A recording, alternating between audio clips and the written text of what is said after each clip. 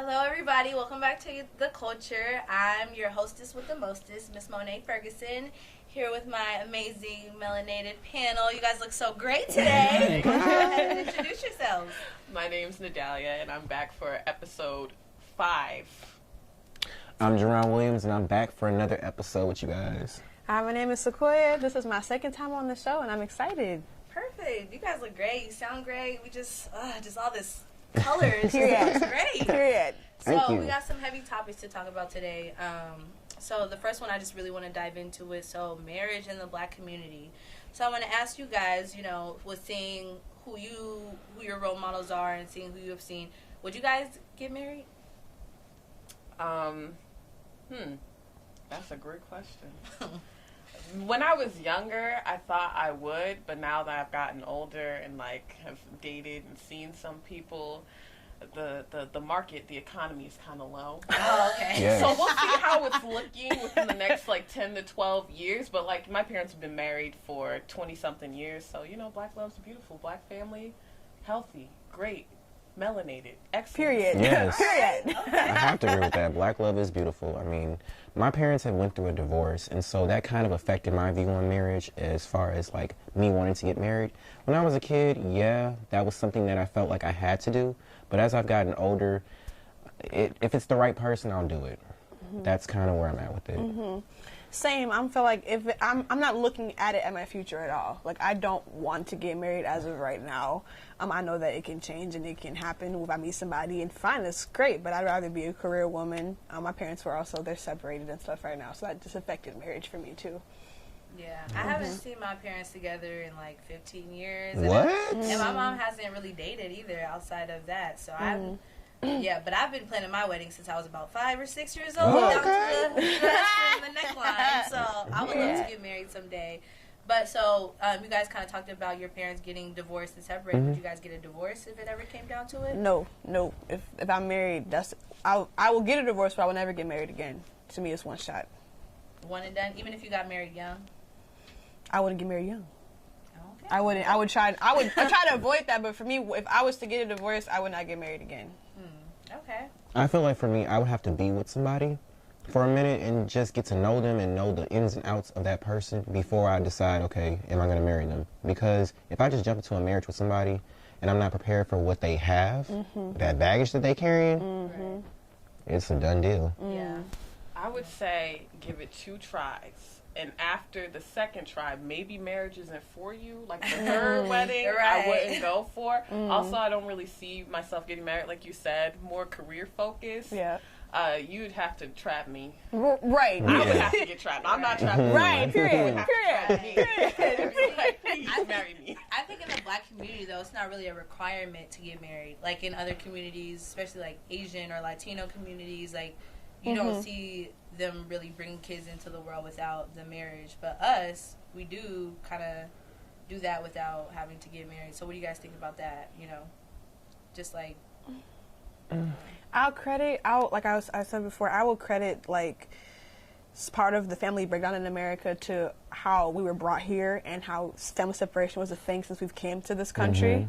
And I think that definitely is showing itself in the way that we are now. I mean, you have mass incarceration, dads are not at home. It's part of the legacy I think we have as Black people in this country, definitely. Yeah, I agree with you on that, especially with women having to take on more roles in the household and men feeling emasculated, and then now kids growing up and kind of repeating those cycles. So I do feel, the same way when it comes to that in Black families, at least. I wish we would get married more often, but it's not a requirement for us. It's not. I don't think so. I think that we should be more open to untraditional paths of being together, because you don't have to be married in order to be a partner to someone for the rest of your life. Right. That's a good point, though. And then so some people regard marriage as just a document. You just go and sign a paperwork, but also that document, determines who gets your house when you die, your estate, who makes the decisions when you're sick. So and I think there's actually a sanctity with marriage. I look at it as a financial gain, to be honest with you. Yeah. Really? I don't see it that way. I mean, that like you said, that's the element to it. But I think marriage really is. I mean, you don't have to have it per se, but marriage is a union between two people that you are like. It's just part of like I guess the title that comes with that. You know, you don't have to necessarily have it, especially if you don't want the financial stuff there. But like, it's a unity between two people. That's what marriage is. So then, what's your thoughts on prenups?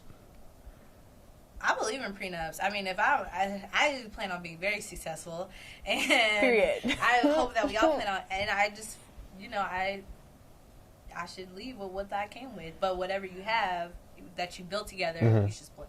Yeah. That's perfect. That's perfect. Like, have your own legacy and stuff, but when you're together, y'all working together, but you should always keep your own stuff in a relationship. Like, it should be documented on paper. I say that, listen, here's my rule of thumb. If I push out a baby, the kid is going to have my last name. So if you want the kid to have your last name, you better give me your last name. That's how I'm not pushing out kids. I'm not. True that. Yeah. I never thought about it like that. That's interesting. I never thought about it. Because so my last name is Ferguson, but my mom and my brother, their last name is Lawrence, and so I always felt kind of out of the family because we didn't have the same last name. You know, like my mom and my brother and like all my mom's siblings, we all look alike, but I'm a Ferguson at the end of the day. Yeah. So it's kind of, I don't want my kid to feel like that. Yeah, I kept my mom's name because my dad wasn't, my biological dad wasn't in my life. I don't have his last name. My half sister has his name, but I don't. I have my mom's maiden name, but she's married, so she has her. So our family's like pieced together. Yeah. So like she has, and then this because they're African. My sisters have the dad's cultural last name, so it's not so we all have it's Kekocho, Ugu, and Range. So we're all my mom and my brother have the same name too. So it's blended. We real blended. So do you guys feel like you've seen?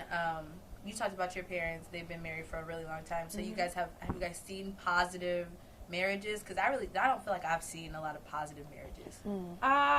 I have. They're like cool. They best friends. So that's what I really strive for. They be telling jokes all day, all night.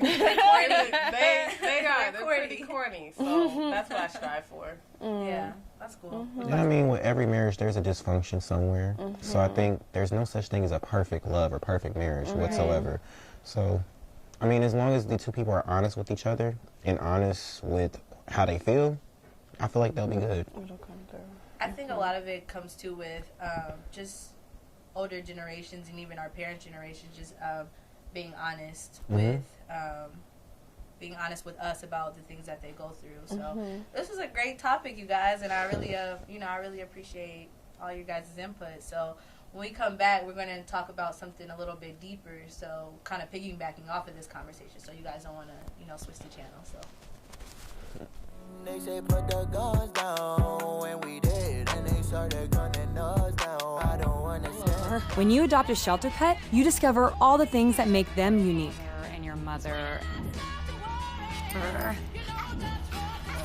They're a little bit of a lot of things, but they're all pure love. Are you guys ready for some sports? Because I know I am. The sports show where we touch across all the bases. It's going to be a battle of the wits, the brains, the verbality. They've just played a team that's trying to fight for their lives and going into the playoffs. The team that won the World Series last year. I'm excited. The Clippers got heart. There's a lot to actually talk about. Welcome into KVSC 88.1. Welcome to UTVS. This is Sidelines. Come check out new episodes of Sidelines every Friday starting at 12:30 p.m. on Charter Channel 180. Today we bring you the first part of our global broadcast exclusive conversation. I'm Amy Goodman. And I'm Juan Gonzalez. This is Democracy Now!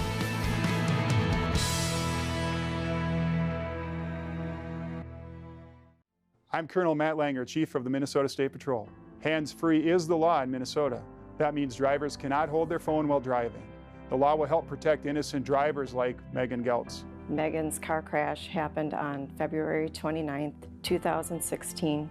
She was hit by somebody that was using their phone. Megan never stood a chance. Because of distracted driving, our family will never be the same. Help us make Minnesota roads safer. Learn the law at handsfreemn.org. Cause I'm black and I'm gifted. I'm just trying to live it up. But these cowards trying to stop me. They just want to see me. Hi everybody, welcome back to The Culture. So for this topic, right now it's pretty deep and it affects 46% of all U.S. children. And we're going to talk about absent parents. So I just want to pose the question to you guys. How do you feel if you've had an absent parent in your life? How do you feel it has affected you? Anybody who wants to take it? I'll start. My father left before I was born, and I have a half sister that's 3 months younger than me, and he was never in either one of our lives. But I do have a stepfather who came around when I was 5 or 6, and he's raised me. That's my dad. But it definitely, I was abandoned by my father. And then growing up and seeing him with my stepdad, with his daughters, my sisters, and have that connection, that really messed me up as a kid. I was jealous, I was upset, I was hurt.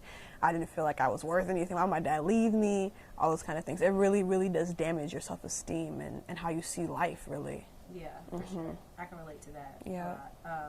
My dad, he also left around, I was like maybe 8 or 9, and then I hadn't seen him, and then even up to today, I'm 23 years old, and I've seen my dad twice in the past 10 years. So. Yeah. That's, wow. That's deep. My dad was around in my life. We just don't have that emotional connection that I wish I had with him. Yeah. And so I think it affects me even now in my adult life. Yeah. Oh, my dad has been around my whole life. I'm his only girl, his baby girl, so I'm really grateful that he's there. And it's a messed up joke, but he always jokes like, "You're lucky I've stayed." And I was like, first of all, you wanted to be here. Don't play that. Right, don't front. Right. You're lucky I'm here. No, I'm why you're here, and my brothers, but mostly me. Period. So I'm really grateful for that, and he's just a great guy. Do you see a difference in yourself versus people, your friends who did grow up without both parents or one of the other parents? Do you see a difference? I think that a single parent can do a great job and they try their best, but you do need that backup in certain points in life, because my mom and my dad raised 3 children, well technically 4 because of my older cousin, so it was like 3 older brothers and 1 girl. So having that backup and having that unit seemed to be really important. And it's just, I feel really grateful because I don't think I have that void, and I'm not saying everyone who didn't grow up with a father has that void, but I don't have that void. And like, I don't seek attention from like men, for example, because I always had like my father's love. Right. That's so true. I have to agree with you on that. And I think it's important for the child to have 2 perspectives of the mother and the father, or the father, mother. Like, it's important. Yeah. So that they know who they are, and they know that. I'm passing it on to you. I'm sorry. Oh, it's okay. It's okay. You got it. You got it. Well, we hear you. And I do agree with that too. I do think that some children do feel kind of that void that you talked about. I know I for sure felt that void. But, yeah, I definitely. I can't even. I'm about to cry too. I can't. It really leaves a hole inside of your soul. Like, ooh, Jesus, hold on. I got it. I talk about this all the time. I got it. Okay. But it does. And then when you have a stepdaddy, he's my dad. He raised me. I love him. But seeing him with my sisters and me not having that, I'm like, what's wrong with me? You know? Yeah. Where's my daddy? And it's like, it affects your identity. It affects how you see the world, other men, other people. I don't trust the dudes. I don't want to have nothing to do with most people. But I did have my mama. Yeah. And she is a strong woman, and she's the reason why I am the way I am. So I'm lucky that I had her. Some people don't have both, you know, shoes. True. So I'm grateful for what I do have. But it's like, it affects you in deep ways. You won't even know. As you'll be 50 and still don't know how it's affected you. I agree with that. Especially like, I remember being a kid and like crying about it, and then like now I'm an adult and I'm like still crying about it. And I'm it still affects you. It's funny, and like even when you go to therapy and you talk about it, most people don't go to therapy. That's the problem. Yes. Therapy. I just think sometimes like your kids just need an apology. You know, I think that could be the barrier from kind of keeping these relationships moving forward, because a lot of kids feel stagnant with their parents. They don't know how to talk to them. They don't know how to be vulnerable because we don't trust them. Like, how can I be vulnerable with my dad when I don't trust you? Right, when you abandoned me or you weren't there for me. Now I got to trust you with my heart. Yeah. Like, that's very true. And even when both of them are there, they can still mess you up. Period. Yeah, honestly. Period. Yeah. For a fact. You still in therapy either way. They do great. Right. No, because as a kid. Right. But they're human beings. They are. They're human. And they people definitely forget that our parents are human. When you grow up, my mama is superwoman. She can do whatever. My mom was crying every day. Like, my mom was going through it, and I had no idea. And for a fact, like, they're human beings, too. And they messed up, they're going to mess you up. That's what happens. Yeah, that's the crazy part. When you're a kid, you don't see that. So Right. when you get older, it's like, oh, I connect the puzzles together, and that's what was going on this whole time. Right. Now I see how it affects me now. Right. Yeah. But it didn't dawn on me. Because it's like kind of like they're not being honest with you when things are going bad. You know, they kind of shelter you from what you're going through, or they don't want you to go through that with them. So it's like, I'm gonna hide my pain so that you can be happy in this moment. And then when you grow up, it's like, well, dang, like, did I want to know? Right. That understanding is deeper when you become a parent, because like I hear that when people become parents, they're like, oh, this is why my parents did what they I did. understand. Yeah. Like, Right. it's hard. It's hard. You're a person, and you have to take care of this little person, and you already have all this other stuff going on in this trauma, and you're not trying to pass it on. And they're influenced by everything you do. Right. Yes. They're little sponges. Right. And we can talk about, you know, how it also stems from having young parents. Cause my mom was 23. Mom was 21. My age. Mom was 22 when she had me. 22. Yeah, she had me at 21 and had my brother when she was about to be 24. I see a lot of my friends now kind of going through, you know, this whole child support, you know, being young, and she put me on child support and he put me on child support. And have you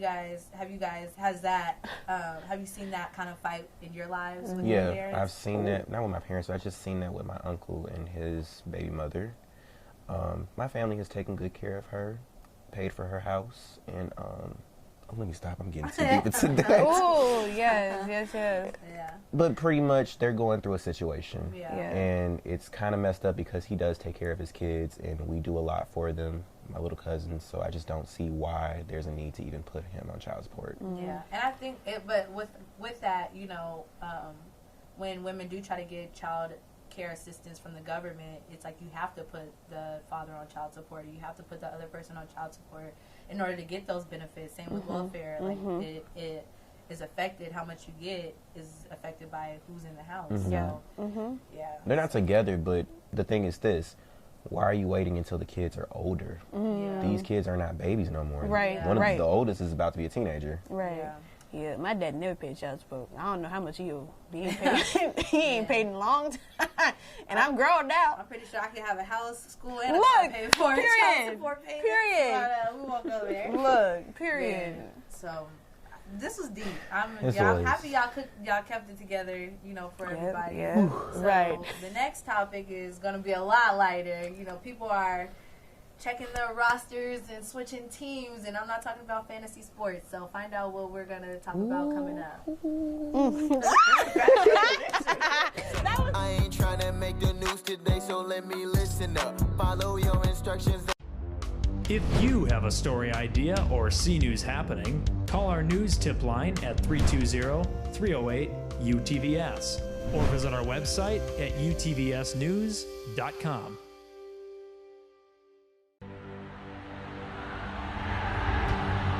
Today, we bring you the first part of our global broadcast exclusive conversation. The streets of Tahrir have once again been filled. Key issues here at the United Nations Climate Change Conference remain unresolved. Police are saying the protesters to move further and further away. I'm Amy Goodman. And I'm Juan Gonzalez. And those are some of the headlines. This is Democracy Now!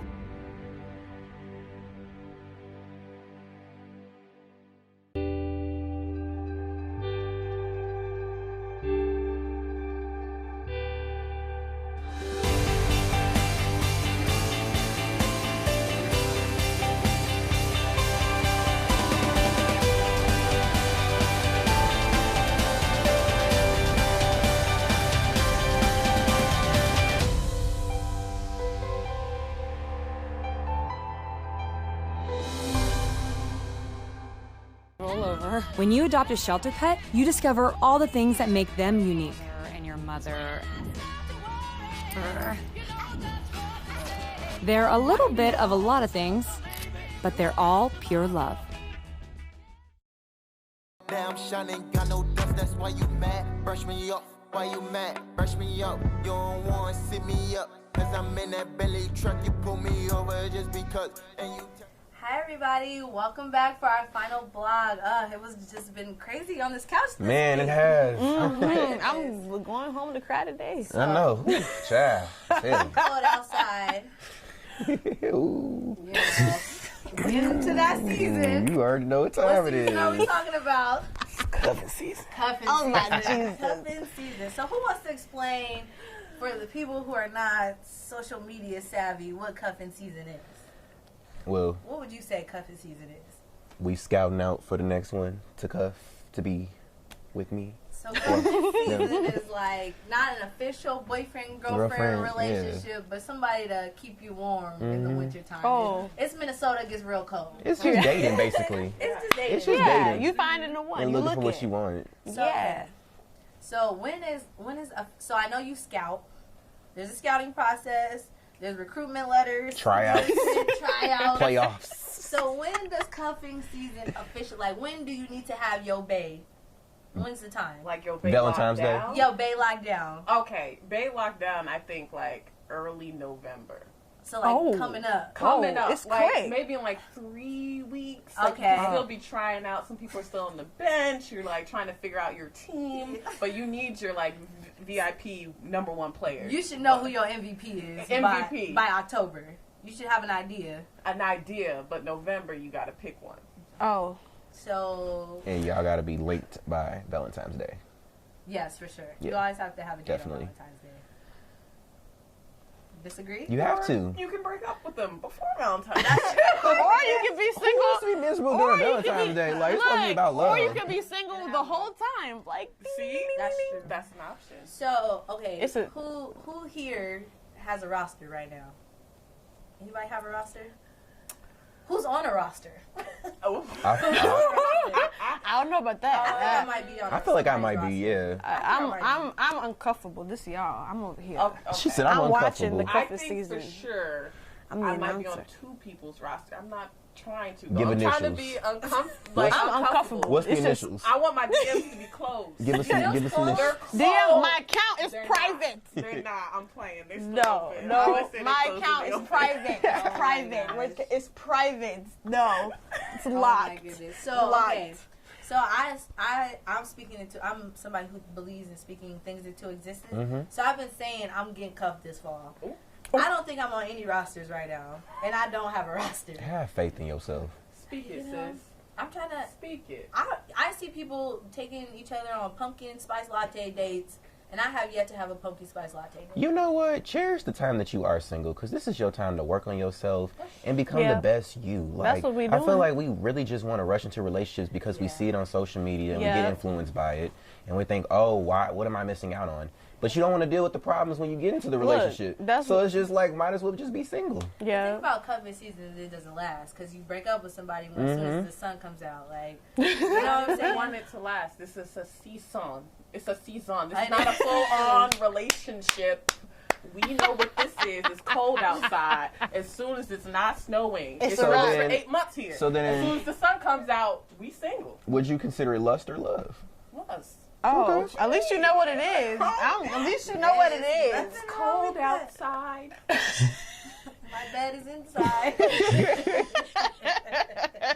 At least you know what it is. At least you recognize it for what it is. I mean, don't fool yourself thinking, oh, we forever. No, if you found it during cuffing season, I would, my doubts would be on the table. So I feel like you're officially cuffed when a guy moves his PlayStation into your house. You're cuffed for the winter. You're cuffed for the winter. When that PlayStation, when Madden is hooked up to the HDMI, you're cuffed. It's official. When he buys you food, you're cuffed. Oh, I don't think so. That's not true. No, because you got to buy me food. That's a prerequisite. I would be cuffed a lot. Buying food is. I ain't breaking bread for nobody. Buying food is like a step before the step. Before step one. That's step 0 for me. You gotta get fed out here. You gotta get fed. You have to get fed. Period. That's the first step. I always say, no, that's step 0 for me. You cooking for a man, it's just you playing house. Cooking? You're playing house. So you I don't treat them right. Let me stop. I'm telling on myself. Look, she got a dad in her life. You can tell the difference. I love my dad. That's You don't gotta overcompensate. Period. Listen, I'm not the best cook, but if I really like you, I'm You throw down. spaghetti in there. Oh my God! I don't know how to cook. I don't cook.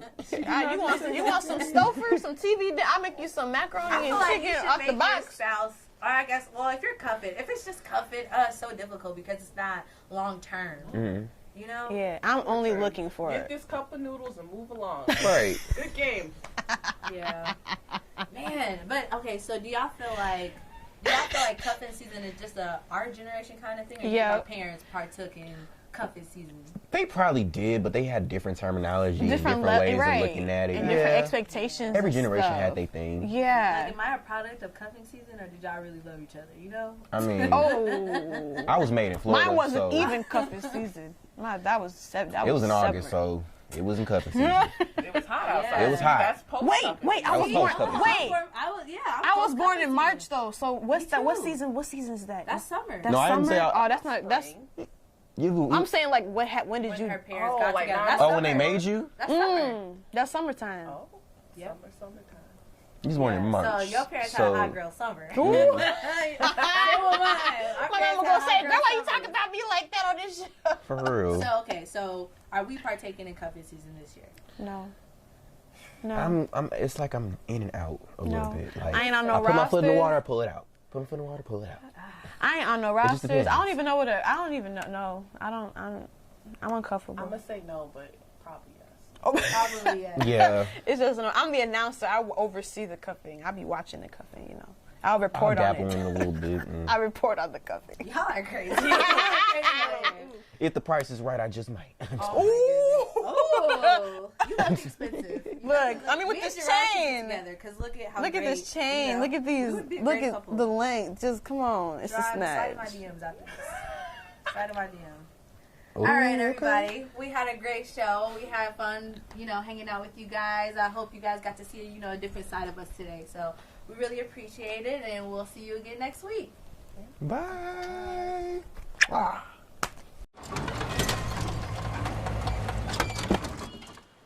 Leah, did you put a new dent in that? This one? No. Were you texting and driving again? Yes. Hi, Leah. Hi, Dad. Sorry about your bumper.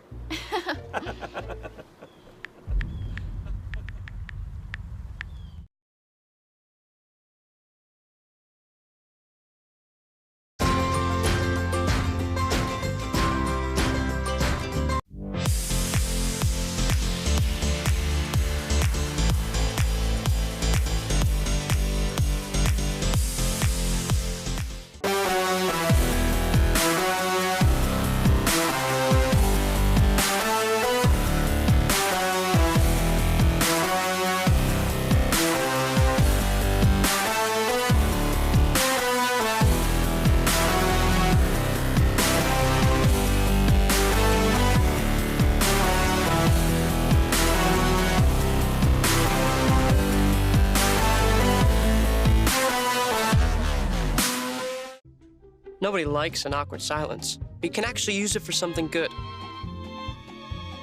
You haven't really been yourself lately. Are you okay? Find out how you can help a friend with their mental health at seizetheawkward.org.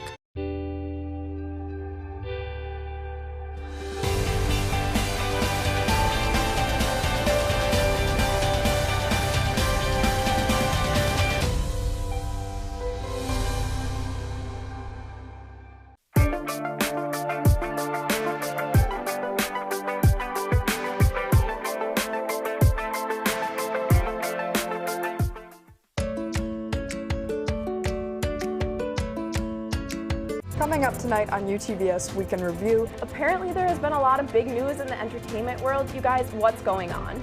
Sydney, it's homecoming weekend. What games are you excited for? This is Odysseus. You're watching UTVS News Week in Review. Sound the alarm. Call the FBI. Get your Scooby Gang together. Turn on your flashlight. And yank out your detective specs. UTVS Week in Review starts right now. Watch new episodes of Week in Review every Thursday at 6 p.m.